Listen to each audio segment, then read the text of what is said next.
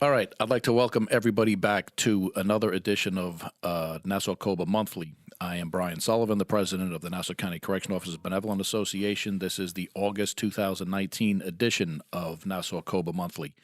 Today, I am here with Sean Reardon, who is our workers' comp attorney. I'll have him introduce himself and the full name of his firm, and he's been affiliated with our union for quite some time. He does a lot of good work. A lot of our members have had work done with Sean, and we're very happy with the way things are done. He helps us out with legislation in New York State and locally in the county.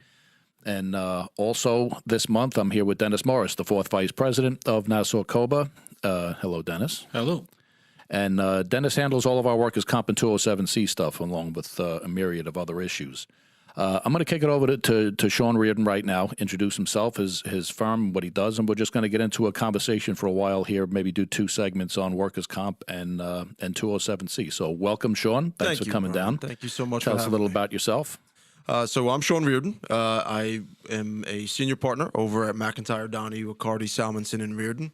We're doing workers' compensation. We do the three-quarters disability for you guys as well as Social Security disability and PSOB benefits. PSOB is a public safety officer benefit fund for the federal government as well. So workers' compensation, I mean, listen, the average guy understands what workers' compensation is, but he doesn't really understand, I think, the difference between workers' compensation and 207C. A little bit different. I handle the workers' compensation side. All the questions for 207C I leave to the illustrious Dennis Morris, who knows so much about the system. But workers' compensation, every time you get injured in the course of your duties, you have two simultaneous cases. You have the workers' compensation, which is run by the New York State Workers' Compensation Board, and you also have 207C. 207C is a different standard, which I'll let Dennis talk about. But workers' compensation simply means I was injured in the course of my duties. And really, what does in the course of my duties mean for us? Essentially, that you are providing some benefit to your employer. So from even arriving and parking in a designated parking lot to rolling around with an inmate is providing some benefit to your employer. So it's a wide spectrum of the type of injuries and the scenarios in which you can get workers' compensation benefits. So what do you do when you are injured? The first thing, and very important for all of the cases that we do, is make sure that you fill out and do it relatively quickly, the workers' compensation information, what you guys call your 85 I's. And what's the most important information that you put onto those forms is how you get injured, all right? 85I, your injured employee report, make sure you describe specifically how you were injured. That's going to be what we consider in the law contemporaneous documentation, so that later on, God forbid this does in fact turn into a three-quarters case, I can have some sort of information about how your injury actually transpired. Unlike workers' compensation forms, what we're going to probably do is just say injured while restraining an inmate or assaulted by an inmate. Use your 85I form to really elaborate as to what transpired immediately before that took place. And the more detailed, the better. The more detailed, the better in that original injured employee report. The workers' compensation report will fill out for you. It's called a C3. We file it with the Workers' Compensation Board based on the information that you give us. But quite frankly, we generally try to keep those a little bit more vague and let you explain for the record later on what it all meant. Okay, but when I get to a three-quarters case, the state does a little bit better job of evaluating the underlying evidence that you filled out for the employer, inclusive of that 85I. So make sure you put down the facts and circumstances that actually were involved in how you got injured. From there, listen, one of the biggest issues in workers' compensation right now, and probably one of the most frustrating parts of workers' compensation, is delays. All right. So once you file your workers' compensation, they can either accept the claim or deny it. Generally speaking, I would say the large majority of cases are going to be approved based on the facts and circumstances of how you guys get injured. They're not going to deny that the claim took place, right? Or the injury took place, I should say. Where are they going to actually spend their time? They're going to say, maybe you didn't injure this particular body part, or your doctor puts down that you need physical therapy or an MRI to that body part. And the conservative treatment is what the insurance companies prefer. So I get a lot of calls about, well, what are we going to do? My doctor's asking for an MRI. The county is actually denying it. Because they don't want to pay for it. They don't want to pay for it. Exactly right. So they think that they'll delay the treatment. You'll go away. You'll get back to work. But unfortunately, you actually have a legit injury that's getting worse because you're not addressing the actual root cause of it. Right. So they're ultimately, the insurance companies end up costing themselves more money on the end because you continue to use your arm in physical therapy or other activities, not knowing what's going on with it underlying. You could have addressed it with surgery immediately up front, but instead that surgery gets delayed. So unfortunately, work with your attorneys. We were always fighting on your behalf to actually get you the necessary treatment that your doctors are asking for. But that's one of the most frustrating parts of it is right up front. What are we doing? How do I get my MRI, right? How do I get the necessary treatment? So we'll always work with that. And quite frankly, for the county, Triad has been pretty good with getting us the necessary treatment and necessary treatment right up front. So what's the next phase of any case is getting you, once you're back to work, let's assume your injury is resolved after a surgery. Really, there's two types of cases, and this becomes important because one of the major issues that I'll discuss with workers' compensation right now. But there's two types of cases for those of you that don't know.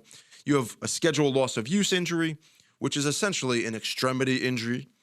You also have a permanent partial disability injury, a PPD as we call it, and most of your guys that have been through the system are familiar. So what's a scheduled loss of use?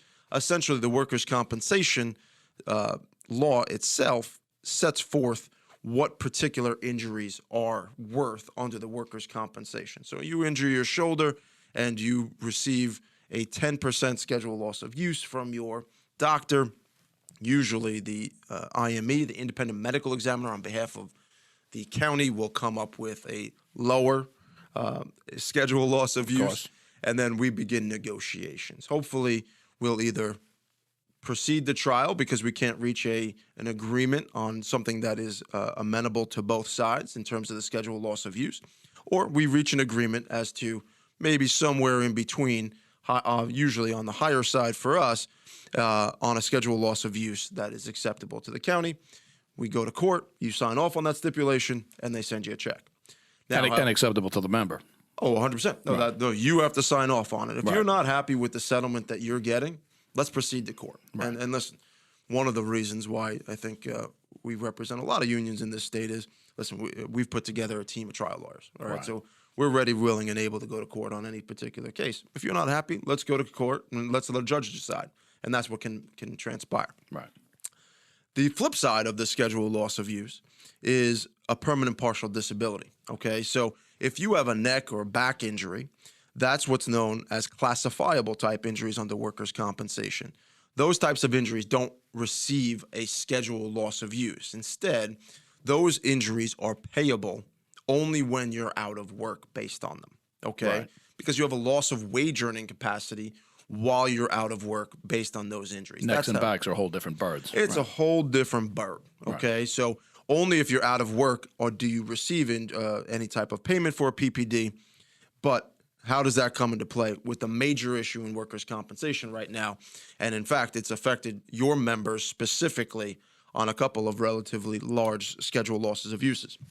So last year, as you all know, what's known as the medical treatment guidelines were created by the Workers' Compensation Board. And really what they did is just change how you evaluate different types of injuries, okay, including scheduled losses of uses and what are permanent partial disabilities, the PPDs. What ended up happening is they wrote one little line in there that said you cannot receive a scheduled loss of use if you have a residual impairment to the neck or the back.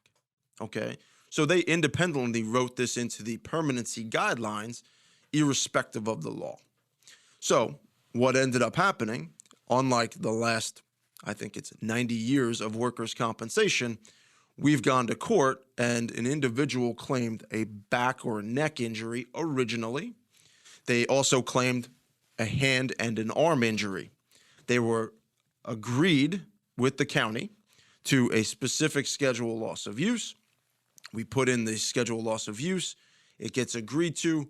The board kicks it back and says, even though you've agreed to the stipulation, you are not getting your schedule loss of use because your doctor said you have an ongoing neck or back injury. Right. Okay. So the board has taken upon itself to actually disregard these schedule losses of uses that the parties are agreeing to, right, and kicking these things back. And that's costing members tens of thousands of dollars. Now, we don't think that they ultimately will have a legal leg to stand on. There's been numerous cases that have already transpired. Mm-hmm. The board's point is, well, those cases have not taken into account our permanency guidelines.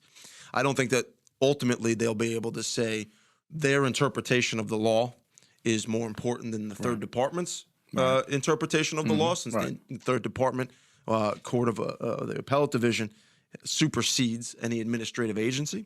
But what does it mean ultimately right now is that I think we're going to have some problems pushing forward some of the schedule losses of uses for your members right now. We seem to have a persistent recurrence of problems with the scheduled loss of use in New York State workers' compensation law, right? Every year, every couple of years it comes up. We just had something, it was 2 or 3 years ago, where they were looking to do away with scheduled losses of use altogether, correct? Yeah. Well, without doubt. I mean, 2017, there was a proposal for the law to basically eliminate all scheduled losses of uses. And quite frankly, Nassau COBA was one of the leaders that got that blocked. Right. So that happened. So what do? 1 year later, they changed these permanency guidelines. Right. And they could do that by And they come at it from another angle and do it on themselves. It's an administrative agency. Mm-hmm. They get to write the permanency guidelines, and they included this one line in there, which is, again, going to cost injured workers money. Okay. Right. But what are they doing right now?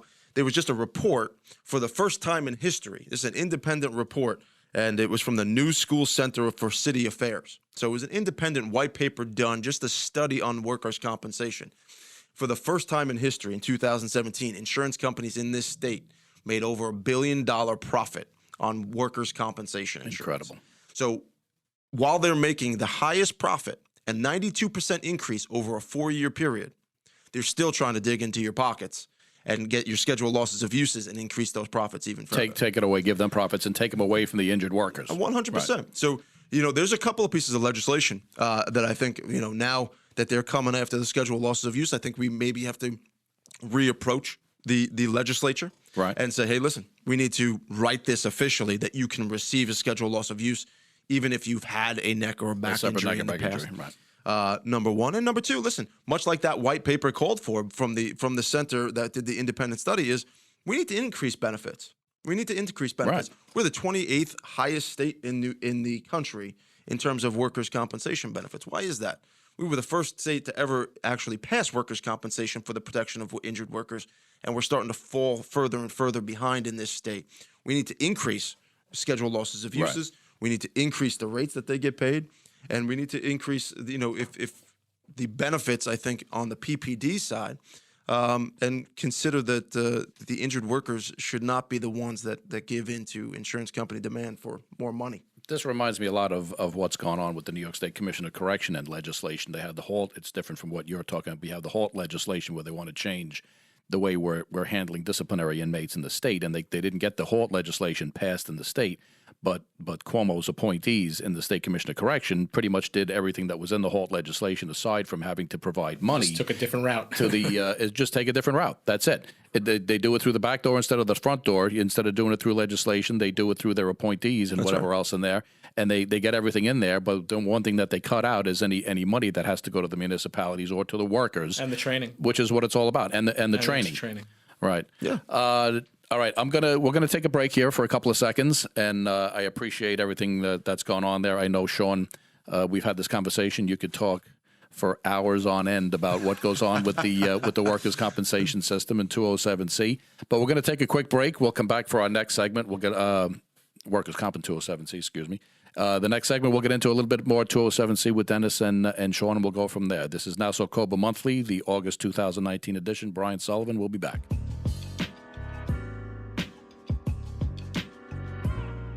Stay up to date as to what the Nassau County Sheriff's Correction Officer Benevolent Association is up to. Visit NassauCOBA.com from your phone, tablet, or PC. There you can learn what issues Nassau's toughest law enforcement union is working on. Members can sign in on the private side of the website to get valuable benefit and services information, as well as meeting date details and charity event reminders. Members can also register to receive a private email called COBA Alert, news you can use to be informed members of Nassau COBA. NassauCOBA.com, the toughest job in law enforcement. NassauCOBA.com.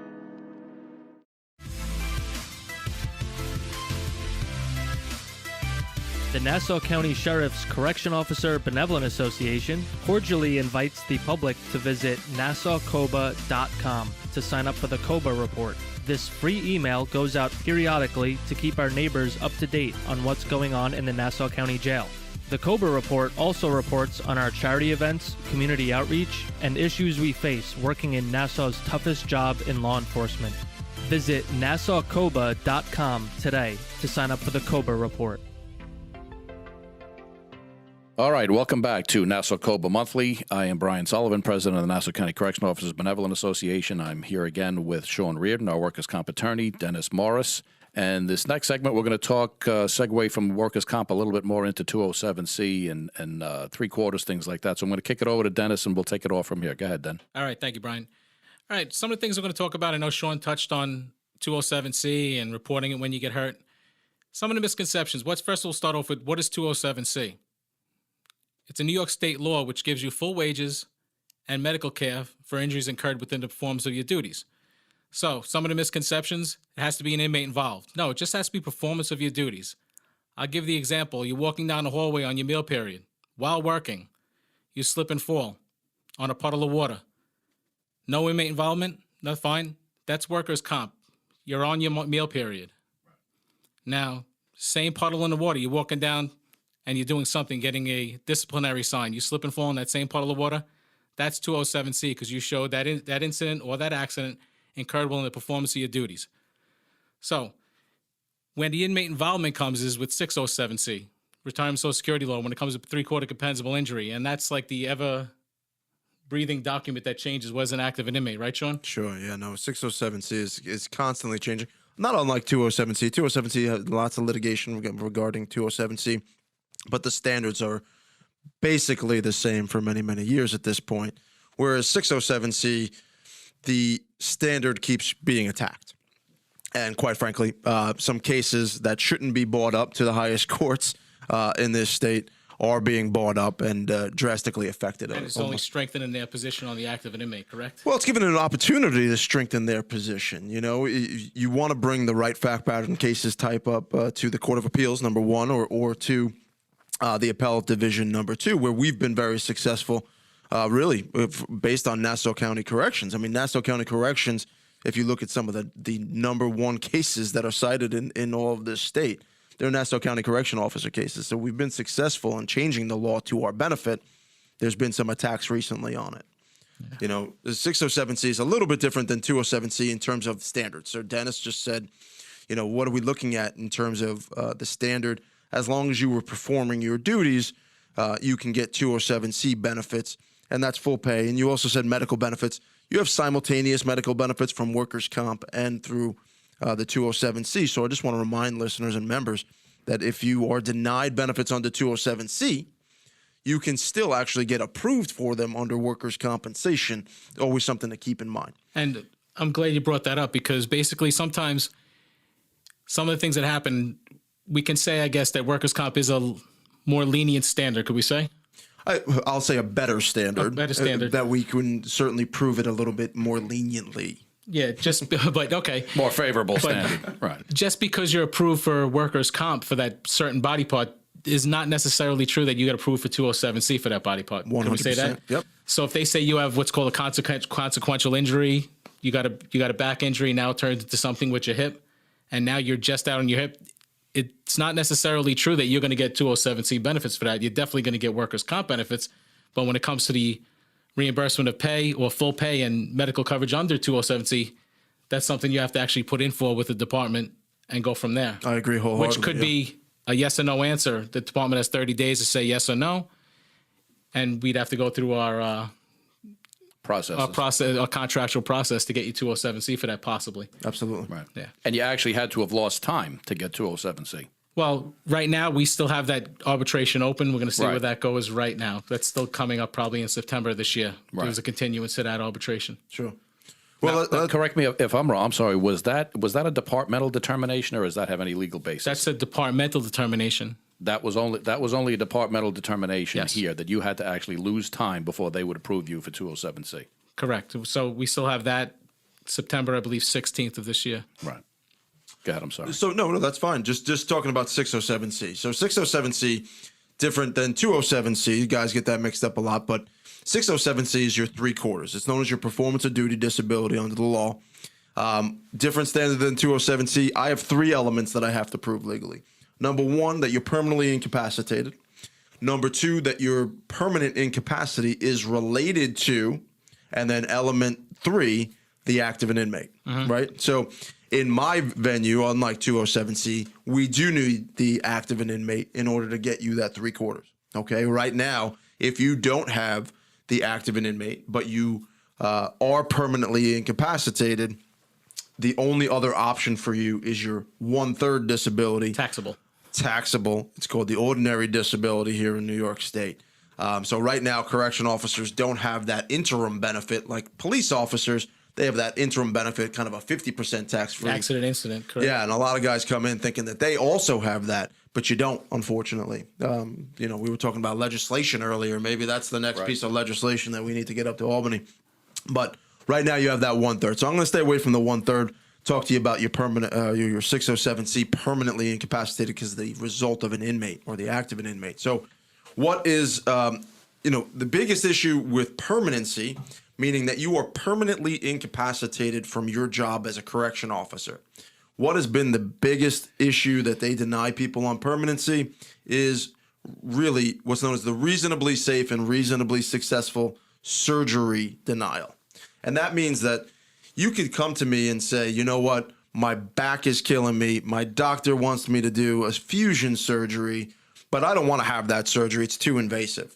I will tell you, then you're going back to work because there's no point in filing for your 3/4 benefit because the state has adopted the presumption that if you are going to claim permanent incapacity, you are responsible to have a reasonably safe and reasonably successful surgery. For people with neck or back injuries, that really means you have to have at least a single level fusion for them to consider you permanently incapacitated. That's the current standard. Some doctors may even push a double level fusion post-operatively. Some of these more, I'll just call them wacky doctors that work as independent medical examiners for the New York State retirement system will say even post-op double level fusion, you can go back to being a correction officer. Now, I don't even think that you can go back to being a correction officer with a single level fusion, but who cares what I think? All right, the retirement system will push that standard, and that's where we stand. So right now, if you have a neck or a back injury and your doctor is recommending surgery to that neck or a back, you should have it from a legal perspective, okay? If he's not recommending that surgery, we got to have your doctor explain fully for the record why that surgery is not recommended for you in particular. And sometimes people can't have things because they get blood clots and things like that. Oh, 100%. Yeah, you can have You other can't go under the medical knife. reasons why Right. you cannot have that type of a surgery, no Right. doubt about it. So, but we have to have your doctor explain that so that that's taken into consideration. Right. Why it's not reasonably safe for you For you to as go an under individual. anesthesia. Right. Correct. For extremity type injuries, my general rule of thumb is 2 and out. Okay, and guys always wonder what the hell does that mean? Excuse me. But 2 and out means 2 surgeries. If you have a shoulder injury and you've had 2 surgeries that are unsuccessful, we still have limited range of motion. You still have limited strength, maybe some atrophy of the arm because of you can't really use it all that much. Usually, we're going to get past that permanency standard. Okay, right. That doesn't mean if you've had 1 surgery and still some problems, we can't get you retired. But the general rule of thumb is 2 surgeries. And again, maybe an explanation why your doctor doesn't think a second surgery would make you any better. just kicking it forward to the second standard that I talked about. Remember, anything that we are trying to accomplish has to be related to your work and specifically the act of an inmate. So that permanent incapacity, that back injury that we were talking about earlier, has to be caused by the act of an inmate. So what does that mean? It has to flow naturally and proximately from that act. Meaning you could have degenerative conditions walking into jail, okay, on that particular day, but if that inmate did something that aggravated or exacerbated that underlying degenerative process in your back, well, now we have a case because it flowed naturally and proximately from that inmate act. Right.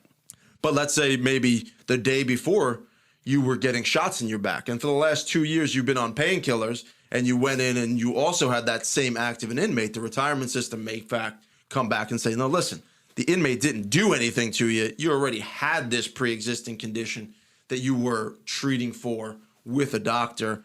Nothing really new happened. Therefore, it's not related. And we have seen some sort of denials, but we've been successful on appeal on those cases. A lot of the things, Sean, people talk about just because the inmate was mopping the floor, let's say, and it caused you to fall.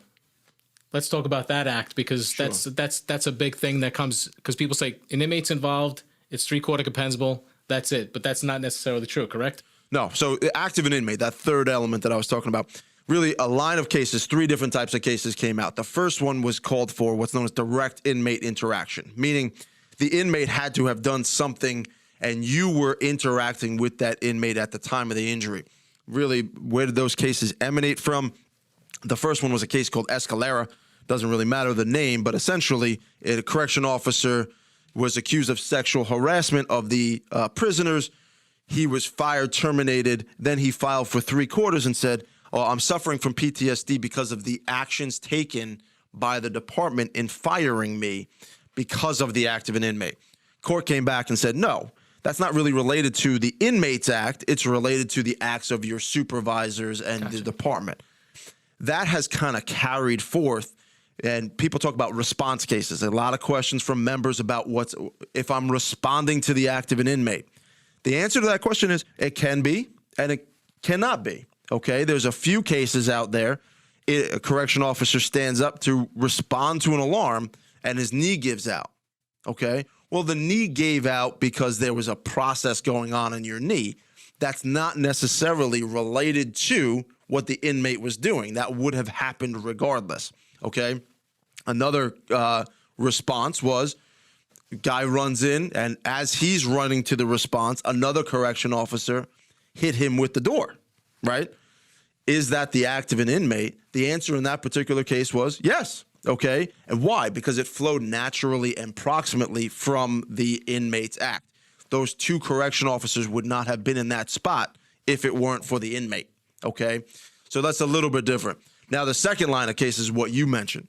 The benign chore case is what we call them, okay? And the courts have consistently come back and said if an inmate is performing a benign chore, something like mopping, okay, or something where they put the correction officer, there's another case where they're picking up sticks. The inmate draws the correction officer close, and as the correction officer gets close to the inmate, he breaks the stick and it shoots into the guy's knee. Court came back and said, no, the inmate was performing a benign chore. The mopping cases, inmates mopping, maybe he does it on purpose, okay? That's the important part. And circling back to the comp paperwork in that 85I that you and I were talking about, if you think an inmate did something on purpose, okay, put it down. And we'll fight those types of benign chores. If you think that the inmate is using benign chores to get you hurt, let's fight those cases, okay? But include those details in your 85I reports so that we have some sort of ammunition. And you have to be in the performance of your duties. You have to delineate in your reports that while in the performance of my duties, this act occurred. But Brian, you can attest to this. Years ago, everything was short and sweet. Right. Everything was short and sweet. Short and sweet. Right. Now, you have to show. Right. Yeah. That's all the litigation. On That's that all the 85I, insurance like Sean companies. said, on that injury sustained on duty. That's the state not wanting to pay. Everything. That's the insurance companies not wanting to pay. So the standards. As I always say, listen, the bottom line is if there is an inmate involved, put it down in that initial paperwork and we'll work with it. Okay? So Last but not least, and this is the most important, probably the most important case that we have going on right now, is the affirmative act of an inmate, okay? And the affirmative act of an inmate means that the inmate actually has to do something that causes you an injury. So there's a couple of cases out there where inmates faint, correction officer catches. Is that an act of an inmate? And the courts, the third department has come back and said, no, that is not the act of an inmate. There was a case taken up, and it's called Walsh v. DiNapoli right now, to the Court of Appeals that says another type of similar case where somebody falls out the back of a van involuntarily because they're intoxicated. Is that the act of an inmate? The third department said no. The case was taken up, and we're going to see. The Court of Appeals can come back with, a real decision that's going to affect the entire state and what does and does not constitute the act of an inmate. And we're going to see. I mean, it's a very important case. Here we go again. And probably coming out later on the next year. Probably a couple months back, you put an article out, Sean, on a light duty standard. Sure. With New York State. The New York State Code, I believe, was 364.3. Yep. Back when. I think when you get 207C, there is a good chance sooner or later, if you are out, that you will be back restricted duty at some time. Right.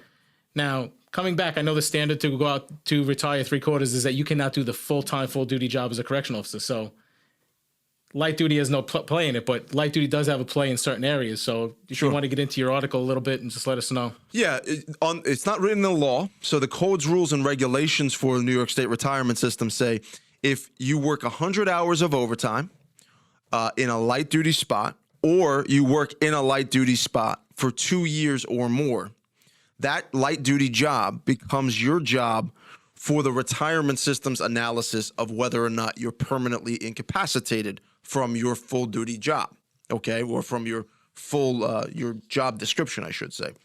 So I'm a correction officer that works 100 hours of overtime in my light duty job. It is that light duty job that the retirement system will take into consideration. Okay. As now the standard that you can't do clerical work now. That's right. Yes. And almost never am I going to be able to retire you. So always keep track of your time in a light duty position. That's not necessarily January to January. That could be. No, so that's the 100 hours. I'm talking specifically about the 100 hours. But you're 100% right in terms of the 2 years. Okay. So just assume, again, quick hypothetical.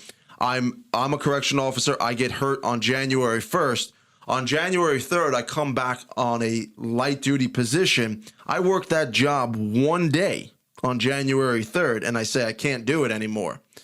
That 2 years begins running that 1 day, regardless of how much time you spend in that position. January 3rd, 2 years later, that job becomes your light duty job. Okay? So you have to make sure the code calls for your 3/4 application to be filed before that 2-year marker. Okay? So if you're not back to work and you've worked in a light duty spot, make sure you file your disability pension application before 2 years of that date that you returned in a light duty spot. Even if there's a chance you might come back just to cover the benefit, you might want to file anyway and retract if you had to, correct? Yeah, 100%. We can always withdraw an application if you subsequently get better and return to work. We can't subsequently try to get your full duty spot to be considered by the retirement system if you pass that 2-year Like marker. everything else, keep track of your dates. Some of the issues that we've been dealing with is with the staffing in the jail, as Brian's been talking forever, is ordered overtime. And how does that affect that standard? Ordered overtime is still considered, okay? Under current New York State law, mandatory overtime is still overtime. The court came back and said mandatory overtime was contemplated by the legislature, so it still counts. They don't look at it as two separate. And also, as we see, the department contractually says you could work on light duty without being ordered by a supervisor in an emergency up to 16 hours. 16 hours a month. Far exceeds that standard anyway. 100%. The New York State Code. Keep track of your light duty. That's the lesson. Fellas, I'm going to have to cut this section there. There's obviously a lot we could talk about here. We're trying to get it into a little bit of a condensed form here. We can certainly bring Sean back and talk about different issues with this stuff, but we try to keep things as concise to keep everybody's attention as possible, because we could go on here forever about a lot of these issues. We're going to take another break right here. This is Nassau COBA Monthly. I'm Brian Sullivan. We'll be back. The Nassau COBA Widows and Children's Fund was established in 2006 to benefit the families of deceased Nassau County Corrections officers who died while in active service in the department. Since its inception, this fund has distributed over $59,000 to the widows and/or spouses of our brother and sister correction officers who have unexpectedly left us too soon. These payments are made at the time of their death to help defray some of the funeral-related costs. The fund has also helped defray some of the costs of medical hardships that our active members are experiencing. Since 2006, over $22,000 has been distributed to our active members facing need due to medical emergencies or undue hardships. You can help today by visiting NassauCOBA.com and find the donate button on the Widows and Children's Fund page. All right, everyone, we're back. Brian Sullivan with Nassau COBA Monthly, the August 2019 edition. And we're going to do one more short section here with Sean Reardon, our attorney, who just wanted to explain a little something about Social Security for our members. Yeah, the complete disability system, we talk about it in the firm when you come see me, is in addition to workers' compensation and the pensions, we talk about Social Security disability with the members. And Social Security disability, I think, is the best system that exists in terms of a disability system. It's the fairest system, and it is certainly, I think, the most understanding system for anybody that's going through a disability. Good thing came out this past April, as a matter of fact. Social Security disability. I know a lot of guys. I get a lot of inquiries about funding for Social Security disability. Will it be there when we get older? Short answer is, in 2015, they reallocated some of the FICA tax, put it into the Social Security Disability Fund.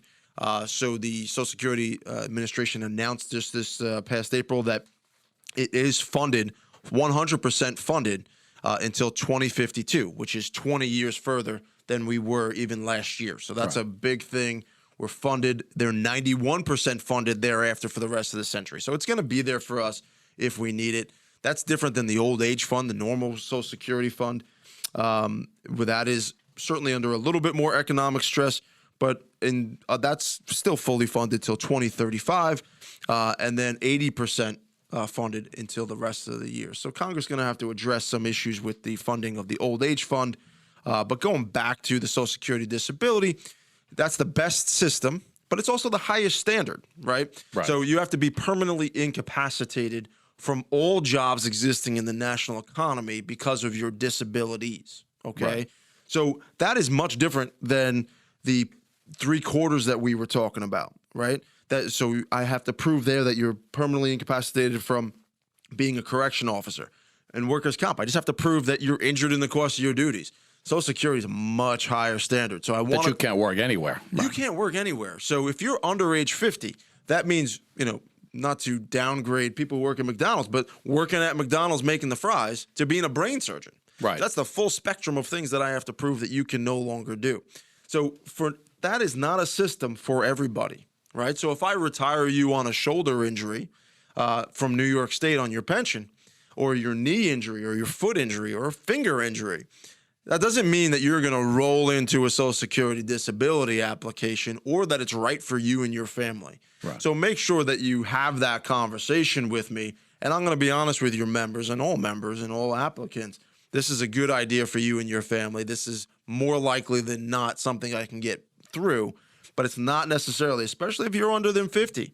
Social Security disability is running a much more stringent program than they did even maybe 10, 15 years ago, where if you're under age 50 and you have limited disabilities, you might not be able to be a correction officer anymore, but you certainly can be something else. A productive member of society. And let's get you back into another position, and let's not keep you waiting for 2 years, waiting for a Social Security disability decision, when you could be out there searching for something that you and your family can rely on.